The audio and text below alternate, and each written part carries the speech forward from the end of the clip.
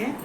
और कहते हैं कि भगवान के चरणों में जाने से कितना भी कुछ भी परेशानी आए, चाहे कितना भी कुछ हो, समय कैसा भी चला हो, लेकिन भगवान के चरणों में जाने से सुख शांति मिलती है। तो हम चलते हैं सब, कहते हैं भगवान के धाम कैलाश को कौन उज्जैन कौन नहीं जानता, और कौन नहीं जाता है। महाकाल उज्जैन तो कहते हैं कि महाकाल की नगरी है। तो कहते हैं कैलाश, जहाँ अपने मन से वही कैलाश, वही उज्जैन, वही सब कुछ। तो चलते हैं अपने भगवान के धाम। तो देखो कल हमने सुनाया था, कल हम वीरभद्र का सुनाया था कि देखो यहाँ क्या होता है। कल हमने कर्मों की बात बताई थी। देखो हम जिसका जैसा ही कार्य होता है वैसे ही उसकी भावनाएं हो जाती हैं। कहते हैं कि किसी का कार्य कुछ है, किसी का कार्य कुछ है, किसी का कार्य कुछ है, लेकिन भावना भी उसी तरह की हो जाती है। तो हमें क्या करना चाहिए? तो हमें अपने भावना को, जो अगर अच्छी भावनाओं को हमें कभी नहीं बदलना चाहिए, और जो अगर गलत संगत है, गलत भावना है, तो हमें तुरंत बदल लेना चाहिए। क्योंकि संसार में आने के बाद में हम लोगों के लिए और तो कुछ कोई उपाय नहीं है, और ना ही कोई रास्ता है, ना ही कोई मार्ग है। सिर्फ एक भगवान का दरबार, यही हमारे लिए मार्ग है। यही हमारे चिंतन के लिए हमारे साधन है, और यही हमारे कहते हैं कि मोक्ष और भोग का द्वार है। तो कहाँ से हमको मोक्ष मिलता है? कहाँ से? कहते हैं कि 4 पुरुषार्थ होते, तो 4 में चौथा तो पुरुषार्थ हम नहीं संभाल सकते। तो क्यों नहीं संभाल सकते कि जब हम पुरुषार्थ के काम करेंगे तो चौथा मोक्ष का है, धर्म अर्थ काम मोक्ष। तो मोक्ष तो बाद में रहता है, मोक्ष को तो हमें नहीं संभालना चाहिए। लेकिन जब हम धर्म अर्थ काम के कार्य करेंगे तो तभी तो मोक्ष मिलेगा। तो यहाँ यही तो भगवान से दक्ष को समझा रहे हैं। क्योंकि कहते हैं भगवान, और देखो यहाँ भगवान अपने संतानों को किसी को कष्ट नहीं देते हैं। कोई कहता है भगवान ने हमारा ऐसा कर दिया, भगवान ने हमारा वैसा कर दिया, हमें भगवान ने इतना दुख दिया। भगवान किसी को दुख नहीं देते। अपने बच्चों को माता पिता कैसे दुख दे सकते हैं? न दे सकते हैं और न देख सकते हैं। तो ये माता पिता का कार्य नहीं होता है बच्चों को परेशान करना। हाँ, माता पिता का कार्य होता है कि बच्चों को संस्कार में डालना, धर्म के अर्थ के काम में उनको नियुक्त करना, उनको जो है कहते हैं संस्कार देना उनको। और कहीं हमारा बच्चा गलत रास्ते पे जा रहा है तो वहाँ से कहते हैं कि माता पिता अगर बच्चे को मारते भी हैं तो इसीलिए मारते हैं कि हमारा बच्चा कहीं गलत स्थान पर न जाए, उसको कहीं चोट न लग जाए। कहीं मान लीजिए कहीं गड्ढा है, कहीं कांटे हैं। ये भगवान शिव की कथा है। ये भगवान शिव को दिखाते हैं। अब कहेंगे भगवान शिव कहाँ से कहते हैं? क्यों कहाँ मिले थे तुझे भगवान शिव? भगवान शिव कहते हैं कि जब बच्चा हमारा कहीं जा रहा है और आगे जब घने वन में जा रहा है, ये तो वहाँ पर कहते हैं कि सर्प का भी डर है, वहाँ कांटे हैं, कंकड़ है। अगर हम बच्चे को नहीं देखते हैं और नहीं लेके आते तो हमारा बच्चा तो अगर कांटे लग जाते तो उसको परेशानी होगी। और वहाँ कीड़े होते हैं, सर्प वगैरह होते हैं। अगर वो भी अगर डसलेगा तो क्या होगा? तो बच्चे तो कहते हैं माता पिता का कार्य है बच्चों को रोकना। अब बच्चे माने या न माने ये तो बच्चों की अपनी निराली, उनकी भाषा, उनकी मन उनका होता है, माने या न माने। लेकिन माता पिता तो हमेशा, तो भगवान शिव ने दक्ष को तो बहुत समझाया। कहते हैं भगवान कहते हैं तो एक भगवान को 2 चीज़ ज़्यादा ही खराब लगती है। एक झूठ बोलना। भगवान शिव को बहुत गुस्सा आती है। अगर कोई शिव से कहते हैं शिव सत्य है, तो भगवान जब सत्य है तो सत्य ही को पसंद करते हैं। अगर कोई झूठ बोलता है तो भगवान को बिल्कुल पसंद नहीं है। और सबसे बड़ा अहंकार, अगर कोई अहंकार करता है तो कहते हैं भगवान अहंकार को अपने दरबार में भी नहीं आने देते। और फिर अगर भगवान सोचेंगे कि इसमें अहंकार एक ही गलती है, एक ही खराब है, इसकी आदत एक ही खराब है, बाकी तो सारी अच्छी है, तो भगवान उसको समझाते हैं, तो भगवान उसको रास्ता दिखाते हैं, तो भगवान उसको बताते हैं, उसकी बुद्धि सही करते हैं, उसके उसका दिमाग बुद्धि ऐसे करेंगे कि वो सही रास्ते पर चलने लगे, उसको कोई परेशानी ना हो। तो भगवान यहाँ पे क्या करते हैं, तो यहाँ भगवान ने दक्ष को पहले बहुत समझाया था, लेकिन वो समझाने वाली बात ही तो क्या रह गई, वो तो अहंकार है। वो तो कहते हैं कि जब या तो पैसा का अहंकार होता है, या अपने कहते हैं अपने गुरु का अहंकार होता है, अपने कहते पद का अहंकार होता है, अपने स्वरूप का अहंकार होता है। तो अहंकार तो कहते हैं पद का भी बहुत, तो इसको दक्ष को तो पद का भी अहंकार था। तो भगवान ने अहंकार तोड़ने के लिए तो भगवान ने कह दी थी कि मैं तेरा कार्य पूर्ण नहीं होने दूंगा दक्ष, तू जो जो धर्म अर्थ के कार्य करेगा वो उसमें तेरे विघ्न डालूंगा मैं। भगवान भी कभी कभी ऐसी मतलब क्या करे, भगवान भी क्या करे। तो मुझे भी हंसी आती है कि कभी कभी भगवान भी जिद्दी स्वार्थ हो जाते हैं। भगवान ने कहा कि तू जो जो धर्म के कार्य करेगा, जो भी करेगा उसमें तेरे विघ्न डालूंगा मैं। तूने सती के साथ में जो किया था वो अच्छा नहीं किया था। फिर भगवान ने कह दी कि अच्छा, फिर पार्वती भी कहने लगी थी कि देखो अगर मुझे वीरभद्र और काली तुम भद्रा जाओ तुम, चूँकि अगर मुझे सुखी देखना चाहते हो, अगर मेरा दुखों का समन करना चाहते हो तो ये कार्य पूर्ण करके आओ। कहते हैं उसका दक्ष का यज्ञ जो विध्वंस करके आओ उसका। तो वहाँ से चल दिए। तो आज है 20वां अध्याय। तो यहाँ पे ये जा रहे हैं 22 शता का 20वां अध्याय। तो यहाँ से कहते हैं इसमें है दक्ष के यज्ञ का विध्वंस और देवताओं का जो है नेतृत्व और ये दक्ष का सिर काटने का।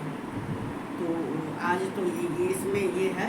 तो आगे जो कथा होगी तो वहाँ से जब वीरभद्र चले थे, तो जब वीरभद्र थे, काली थी, भद्रा थी, भद्रा के साथ काली के साथ बहुत उनकी साथ की थी।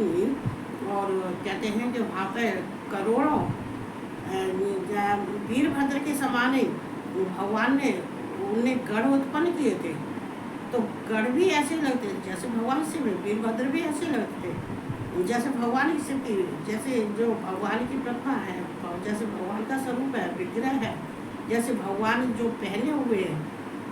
और तो वैसे ही बिल्कुल वैसे ही वेशभूषा, वैसे ही उनका विग्रह सब बिल्कुल शिव जैसा ही लगता है। और जो गढ़ थे ना वो भी सारे ऐसे ही लगते थे सब, जितने भगवान शिव ने करोड़ों गढ़ उत्पन्न कर दिए।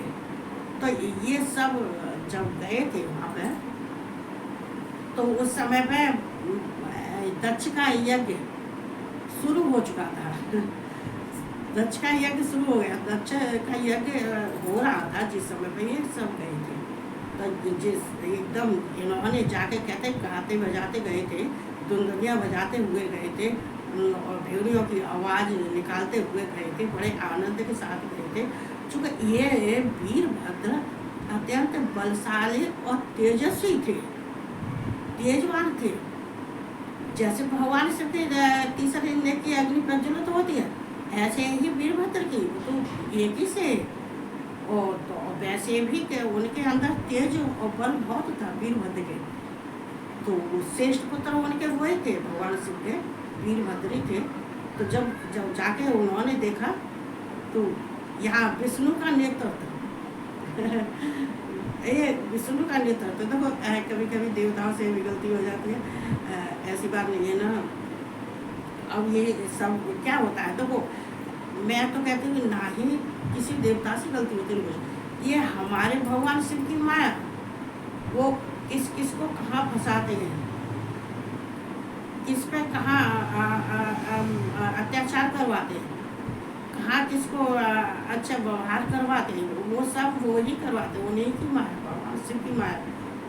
तो जैसे वो पहुँचे थे तो वहाँ भगवान शिव विष्णु अपने देवगणों सहित इंद्र, ब्रह्मा, भृगु, जितने ऋषि मुनि थे, जितने जितने देवगण थे जितने देवता थे देवगण थे सब वहाँ बैठे हुए थे, सबके आसन बिछे हुए थे, आसन पर बैठे बैठे हुए थे। और मंडप बहुत अच्छा मंडप सज रहा था। बताते हैं कि खम्भे लगे थे और केलों से और चंदवा से मंडप इतना सज रहा था। सारे घर सारे नगर वो नगर के सारे घर सज रहे थे। और सोने के पात्र रखे थे जो यज्ञ हो रहा था, तो यज्ञ के लिए जो पात्र चाहिए था वो सोने के पात्र थे। और बहुत अच्छा बहुत सुंदर लग रहा था, फूलों से लड़ियों से बेल पत्तों से सबसे बहुत सजा मंडप बहुत अच्छा सजाया था। तो उन्होंने जाके जब और वहाँ विष्णु बैठे हुए थे, ब्रह्मा विष्णु देवता के देवगण सब बैठे थे, लेकिन यहाँ विष्णु को पहले लाया जा रहा है क्योंकि विष्णु थोड़े से जो है क्या कहता है मोह कहते हैं मोह माया में वो भी फंस गए थे, कभी कभी चक्कर में फंस जाते भगवान भी। तो जैसे वहाँ उन्होंने देखा और वहाँ हवन यज्ञ हो रहा था, तो इतने अच्छे ढंग से यज्ञ हो रहा था, कहते हैं वेदों का उच्चारण हो रहा था और गाने बजाने हो रहे थे, ढोल बाजे बज रहे थे और बहुत अच्छे से खूब बढ़िया वहाँ पर कहते हैं गुंदनियाँ बज रही थी और वहाँ अप्सराएँ थी, सब कुछ थी। अप्सराएँ नृत्य कर रही थी, उधर हवन भी चल रहा था। उधर वो तो कहते नहीं गाँवों में या घर में किसी के हवन होता था, एक तरफ गाने बजाने होते, एक तरफ हवन होता, एक तरफ तो ऐसा ही उसके हो रहा था, बड़े अच्छे ढंग से हो रहा था। और दक्ष बहुत खुश था, यज्ञ पे बैठा हुआ था दक्ष। तो वहाँ पर जैसे वो उन्होंने देखा, वीरभद्र ने देखा, पहुँच गए तो पहले तो वीरभद्र ने एकदम उनने मेघनाद किया था, मेघ की तरह से सिंहनाद किया और इतना तेज सिंहनाद किया था जैसे ही गांव में घुसने से पहले भी, तो इतने के कहते हैं कि धरती कांपने लगी, पर्वत फटने लगे और धरती कांपने लगी। सब कहते हैं कि इतनी तेज आवाज़ सुन के जितने हवन यज्ञ में थे, अश्वमेध यज्ञ था, जितने हवन में थे, जितने गांव वाले थे, सारे भयभीत हो गए। कहते हैं कि समुद्र में डोलने लगा और पृथ्वी कांपने लगी। जो इतनी आवाज़ तेज की थी कि सब भयभीत, सब देखने लगे क्या हुआ क्या हुआ। ये मेरू जैसे पेड़ गिरने लगे, टूटने लगे, धरती फटने लगी, क्या हुआ, ये सारे ये क्या ऐसा क्या हो गया, क्या कौन आ गया, क्या हुआ। सब उठ के सारे खड़े हो गए थे। कहते हैं विष्णु भी उठ के खड़े हो गए थे। विष्णु तो खैर बाई चांस समझ ही गए होंगे क्या।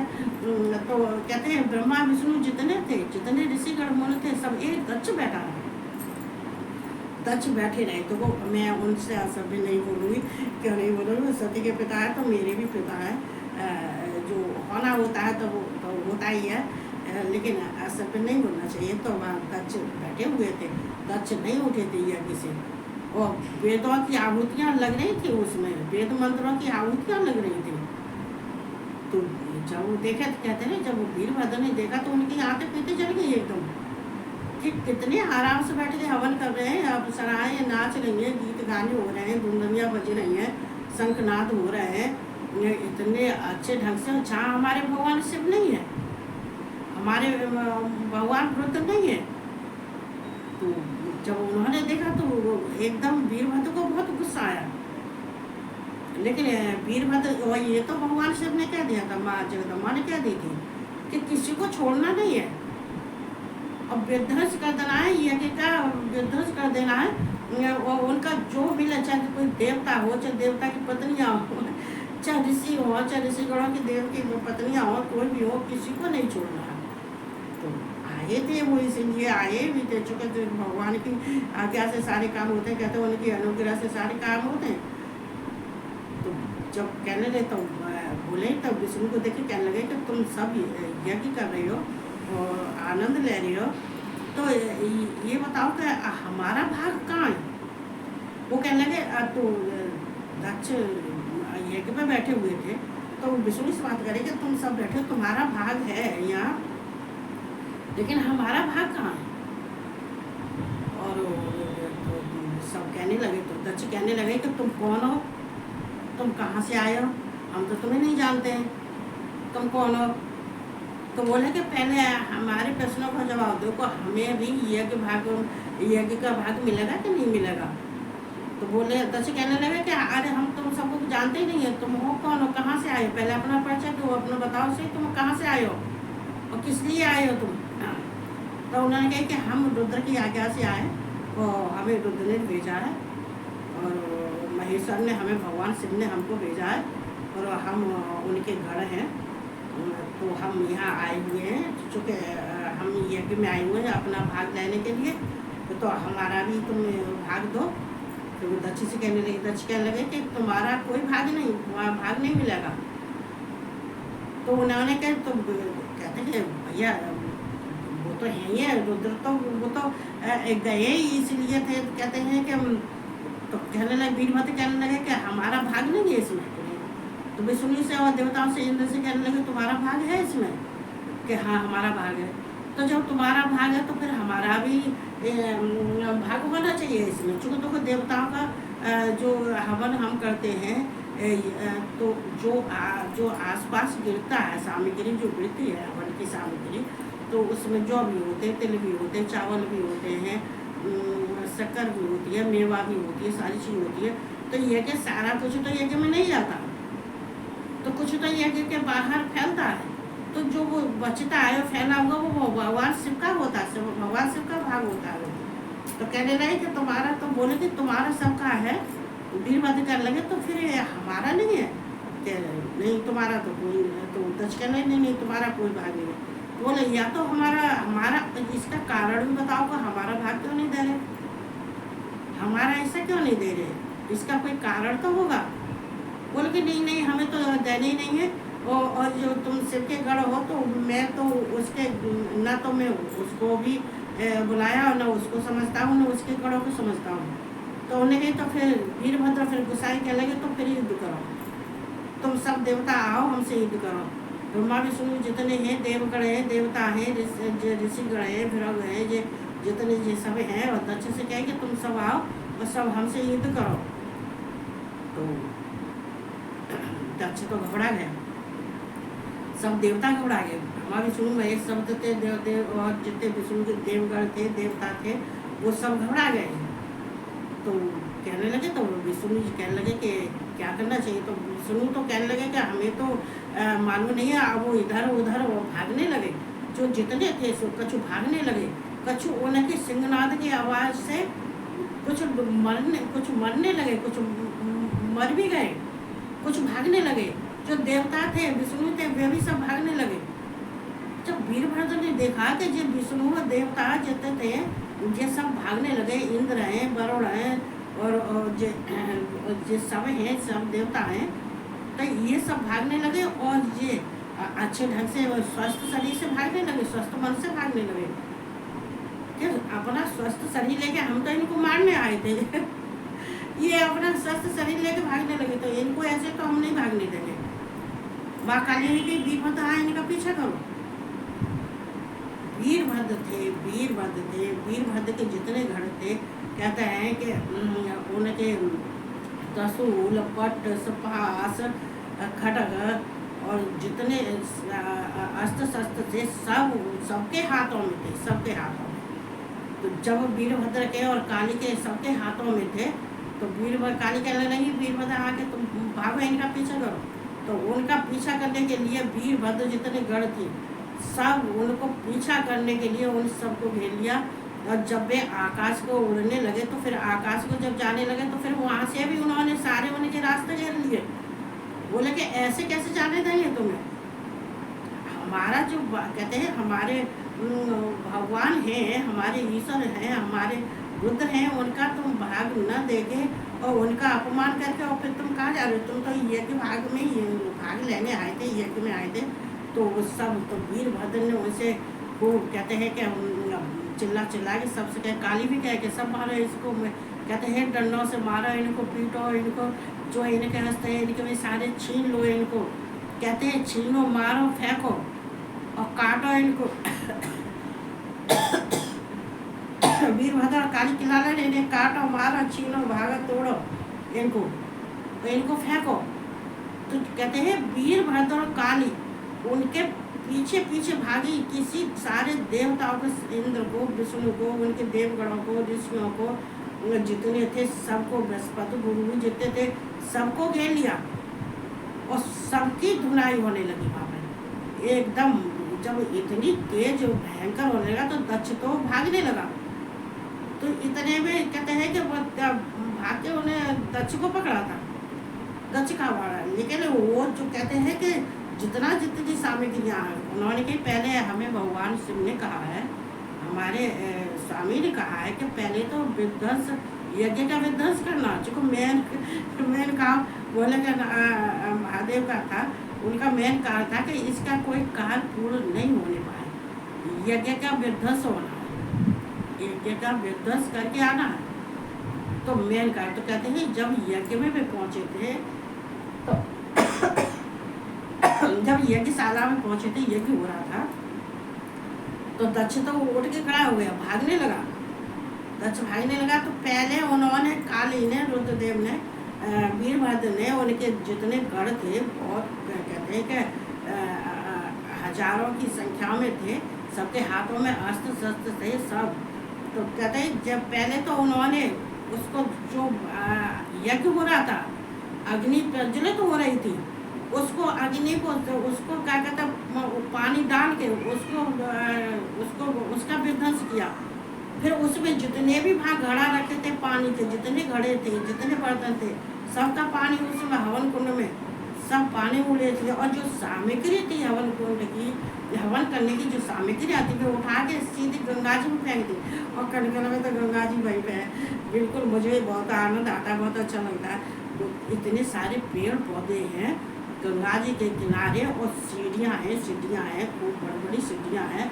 घाट बहुत अच्छा, जब दीपावली पर उसकी सजावट होती है कार्तिक के महीने में, कार्तिक की पूर्णमासी पर वहाँ पर दीपावली मनाई जाती है।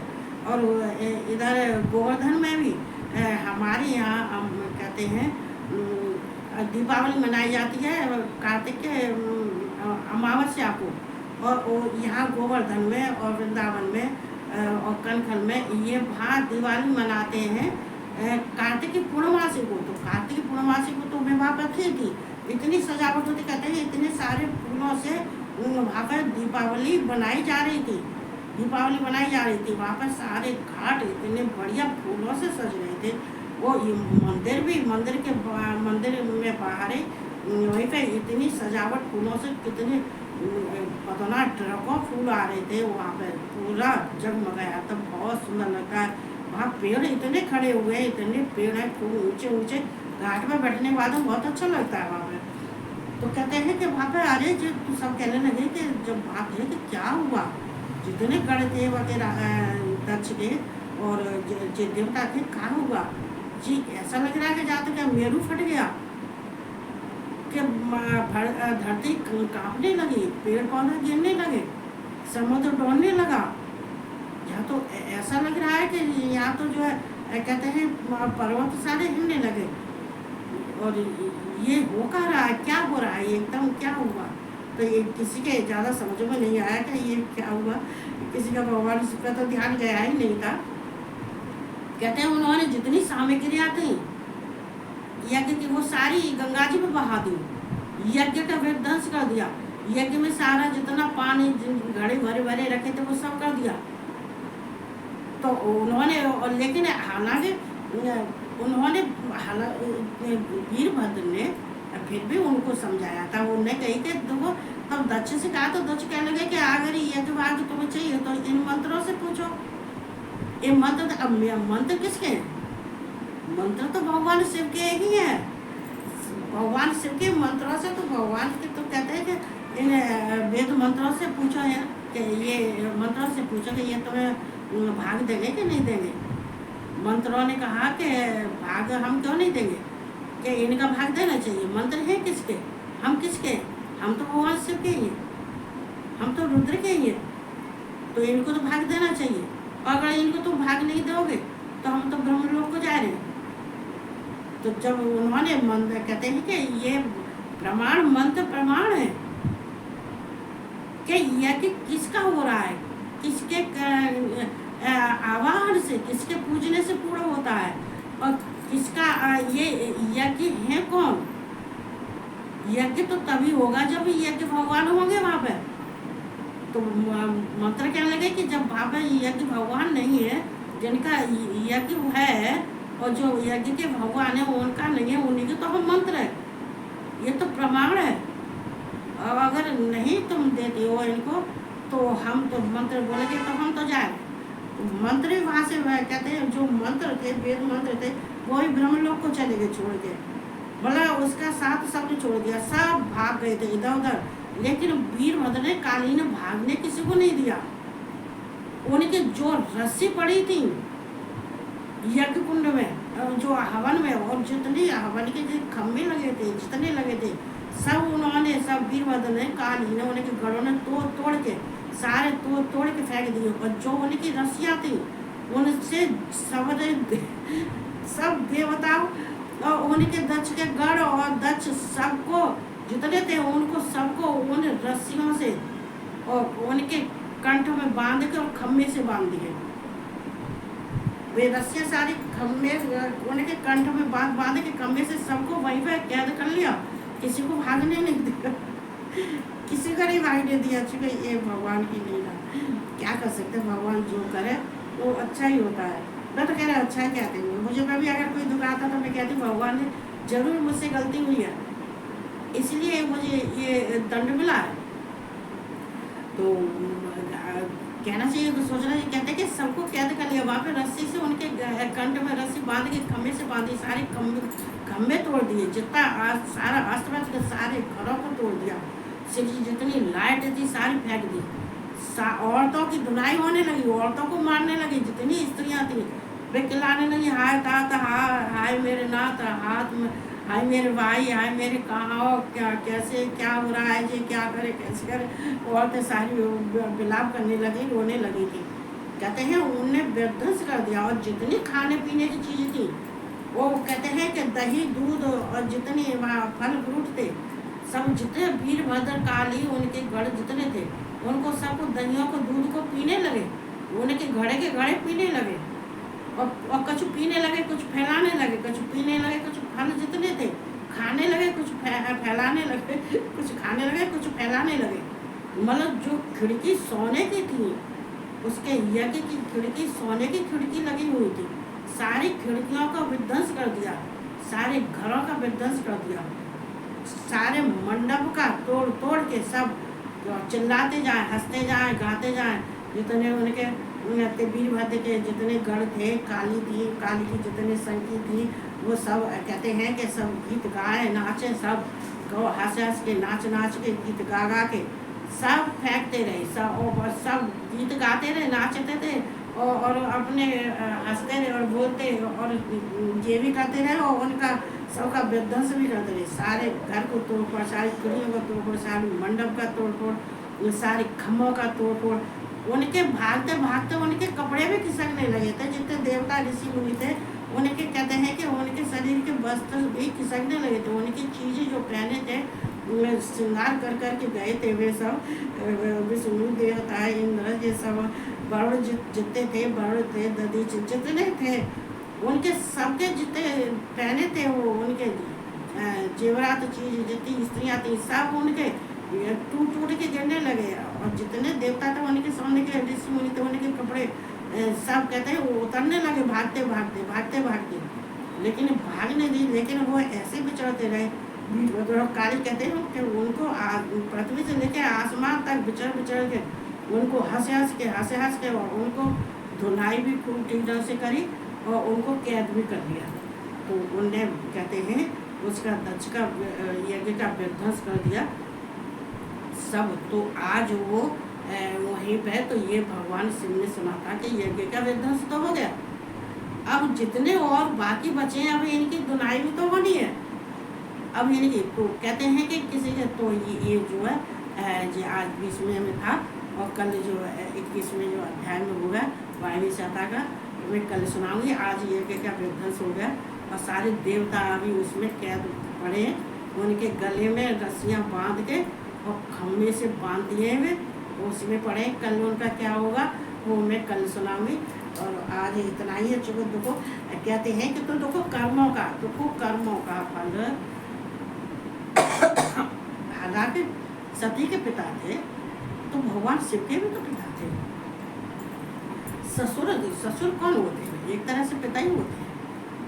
तो सती के जहाँ पिता थे, लेकिन भगवान शिव ये गलत कदम कब उठाते हैं कि जब कोई कहते हैं जो सृष्टि की रचना में सम्मिलित है, जिसको सृष्टि की रचना करनी है, जिस दृष्टि से सारी जितनी उनकी अभी तो इसमें 60 बेटियों का और जन्म है, जब राजा है और सब कुछ होते हुए जब वो ही इतना अहंकार लेके बैठ जाएंगे तो सृष्टि की रचना कैसे होगी, सृष्टि आगे कैसे बढ़ेगी। वो अहंकार होने का मतलब जो है कि इनकी तो बुद्धि छीड़ हो जाती है, अहंकार आदमी की बुद्धि छीड़ हो जाती है। तो वो अपने दरवाजे पे ये, लेकिन कितना भी देखो समझने वाले तो इशारे से समझते हैं, और जो न समझने वाला नहीं है उसके कान पे तो तुम कहते हैं घंटा बजा बजा के कहो, उसको जो है माइक लगा के कहो या कुछ भी कहो, वो उसके समझ में नहीं आता है। वो ही कार्य करता है जो कार्य उसको पसंद लगता है। वो जिंदगी में कहते हैं कुछ ऐसे भी इंसान होते हैं, उनकी ज़िंदगी निकल जाती, ज़िंदगी में ना ही वो सुधरते, ना ही उनका व्यवहार अच्छा होता है, ना अपने व्यवहार को बदलते हैं, ना अपने को बदलते हैं। वो जिस गड्ढे में गड़े हैं, जिस कीचड़ में सने हुए, वो उस कीचड़ को लिए पूरी ज़िंदगी काट देते हैं। तो उनको गुलाब की सुगंध का मायने रखते हैं। हर एक आदमी अपने को बदलता है, समय के अनुसार बदलना चाहिए। कहते हैं ऋतुएं भी बदलती हैं, मौसम भी बदलते हैं, समय भी बदलता है, सारी चीज बदलती है, लेकिन इंसान अपने को नहीं बदल सकता है। तो उसे इंसान के पीछे दौड़ने भागने से कोई फायदा नहीं होता है। अपने को बदलो, अपना कार्य करो। तो कहते हैं कि अच्छे पुरुषों का कभी किसी का निरादर नहीं करना चाहिए। और किसी को अगर किसी से हम राजी खुशी पूछ लेते, 2 शब्द हम उसके सुन लेते, उसको भी शांति मिलती है और हमें भी शांति मिलती है कि हमने किसी से 2 बातें अच्छी की थी। ये कोई आया है या कोई संत है या कोई मांगने वाला है, तो उसके पास खड़े है कि जो कुछ भी था उसको दे दिया, उसकी 2 सुन ली, 2 कह ली, उसको शांति मिलती है। कहते हम ही अगर हम ही कहीं जाए और हमसे कोई नहीं बोला और हमें कोई दुदकार है, फटकार है, तो हमारे दिल पे क्या बीतेगी? क्या हम फिर जा सकते हैं?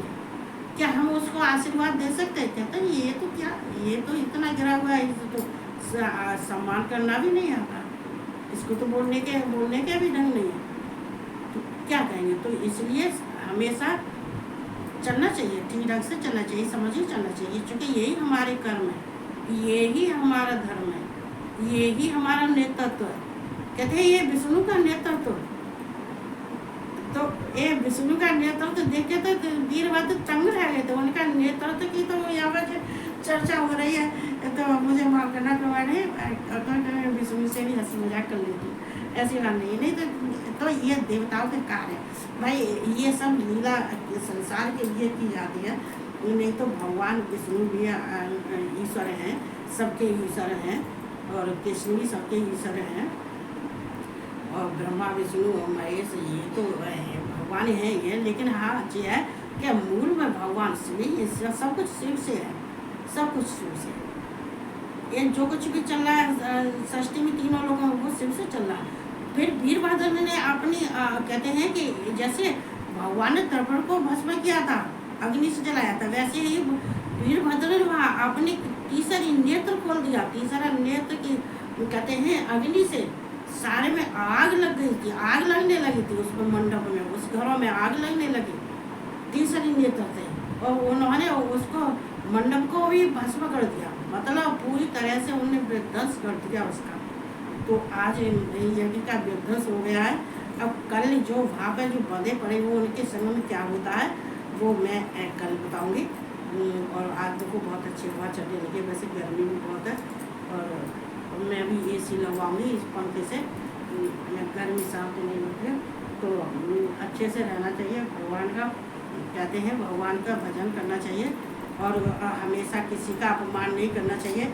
अपने दरवाजे पर कोई आए उसका सत्कार करना चाहिए, कभी निरादर नहीं करना चाहिए। कहते हैं कि पद का घमंड, का प्रतिष्ठा का घमंड, का उसका नहीं नहीं, ऐसा कुछ नहीं है। किसी का कोई घमंड नहीं है। 2 सेकंड में टूटता है, नीचे धड़ में गिर पड़ेगा और मुंह फाड़ के फिर क्या होगा। तो भगवान ऐसा ही करते हैं, कहते सेकंडों में अपना कार्य करते हैं। तो भगवान की शरण में जाना चाहिए, भगवान की सेवा करना चाहिए, सबका सत्कार करना चाहिए, आदर भाव करना चाहिए, सबसे प्यार से भाषा बोलनी चाहिए। और हमारा यही धर्म है, यही कर्म है। तो मैं सबको बहुत बहुत आशीर्वाद देती हूँ। मैं तो अपने आशीर्वाद देती हूँ, पूरे संसार को देती हूँ, सबको देती हूँ जितने हैं, चाहे अमीर सही चाहे गरीब सही, कोई से मेरे लिए अमीर और गरीब एक समान होते हैं। किसी के पैसे धनवान से मुझे कोई मतलब नहीं होता। क्या पैसे वाला है तो क्या उसके जो है 4 चांद लगे हुए हैं, कि गरीब है तो क्या उसको रोटी नहीं है। नहीं, मेरे लिए कहते हैं कि गरीब धनवानों से गरीब अच्छा लगता है मुझे। और कहते हैं कि सबका सम्मान करो, सत्कार करो, ये करना सीखो। दोबारा जन्म की कोई उम्मीद नहीं रखो, 84 लाख योनियों में घूमना पड़ेगा, चक्कर काटने पड़ेंगे। तो ये सब कहते हुए अच्छे से रहो। और मैं सबको राधे राधे करती हूँ और सबको गुड नाइट करती हूँ। कल सुनाऊंगी आगे का जो है सबको।